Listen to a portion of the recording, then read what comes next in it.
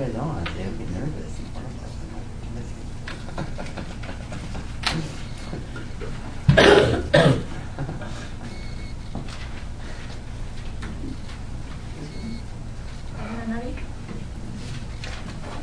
Let's first start off by quickly thanking the opposition team, my partner, the judges, and our audience for being here today.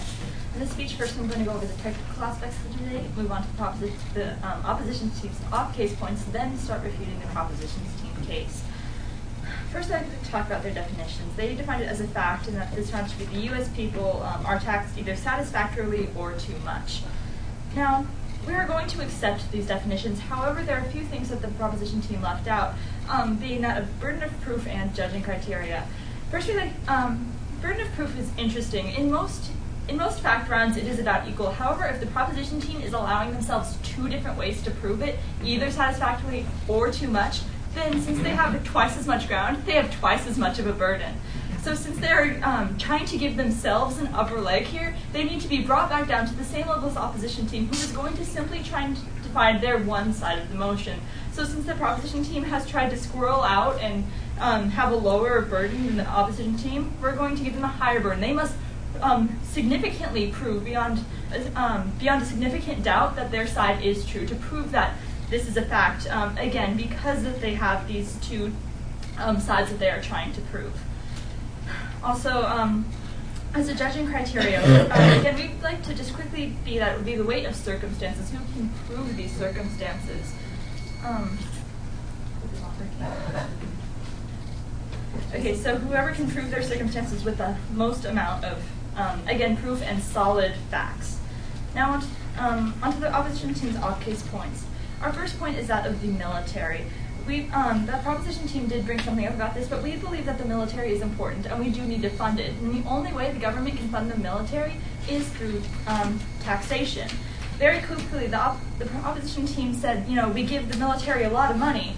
Well, that's because we need to give the military a lot of money. Without those taxes, we can't give them the money they need. So because we do give them, there are reasons that we give the military this much money. We depend heavily on our military for defense, for offense, etc. And so this needs to be a high priority for our country. Please remember this as I take the first two POIs. Do you believe that the military should be the #1 priority of the United States? I believe at times, especially when we are in wars, it really does need to be a huge priority.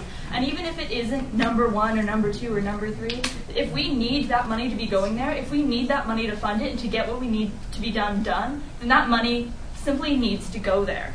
Second is for education. Education is one of the biggest issues in today's society and one of the most empowering things a person can have in their life. For example, if you look at California, because of Prop 13, the California citizens aren't paying as much taxes as they should be. And as a result of that, education has been severely cut in California. So this is a concrete example of when citizens aren't taxed enough and the detrimental effects it has on the society. Next, are other issues that our government needs to deal with, such as healthcare. Programs like Medicare and Medicaid and even possibly public option are very expensive for the government to run, and they need taxes to get these things done to benefit our people. And finally, that of infrastructure. The government does need infrastructure. If you look at the nation's bridges, about half of them are not up to standard. About half of them have deteriorated to the point where they will be very unsafe even within the next couple of years. And we need someone to get in there and renovate these bridges. Without taxes going to the governments, no one would be able to get in there and renovate these bridges. We wouldn't have any kind of steps towards infrastructure, and this would become very dangerous to the people. Please remember this as you take their final POI. Are you assuming that we, as a proposition team, are expecting the government to take no tax for infrastructure? Because that's how you're basing your argument right now. One, that is not true, and I will get to direct refutations to your points right now. First, they brought up that the federal taxes have too much tax. They take too many taxes. However, they didn't have any proof behind this. They say that the federal government taxes people. Well, yes, the government taxes people because they need tax money. The proposition has not shown why it is too much, why it's bad that they take these taxes, why it's useless that they're taking these taxes, or how they're abusing their taxing power. They have simply stated that the federal government taxes, and yes, this is true. This isn't even a harm or a benefit. They even brought up that too much goes to some programs, such as the military. but they didn't show why too much was going to the military. They have no proof why the military is using too much money. We rely heavily on our military, and right now we are in 2 wars, and we need our military, not only for the offensive, but for the defensive too. And later on they got to the personal level.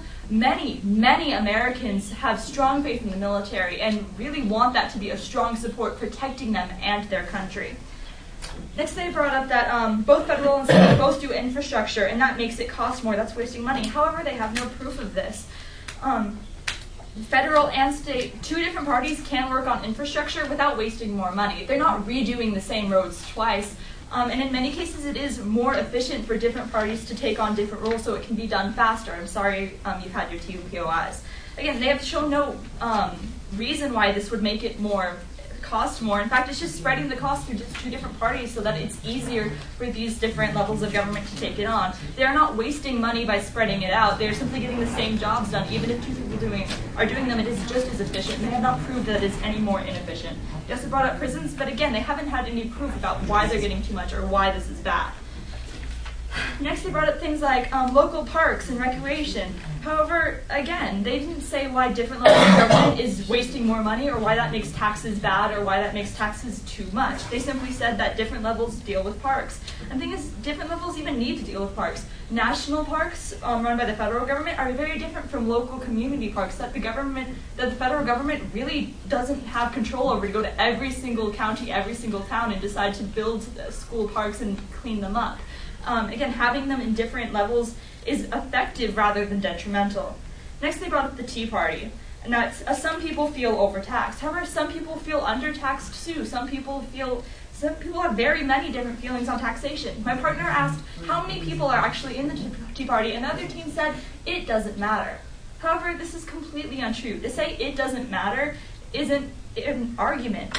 If one person was part of the Tea Party, would it still not matter? If a huge, significant amount of people were part of this, maybe it would. But only a couple hundred people in this nation, out of the millions of people who live here, are even part of the Tea Party.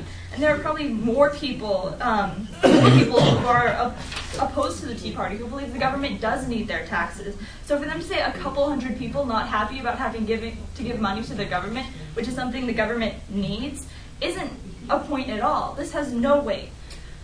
For these reasons, we believe that the opposition team has won today's debate. Thank you.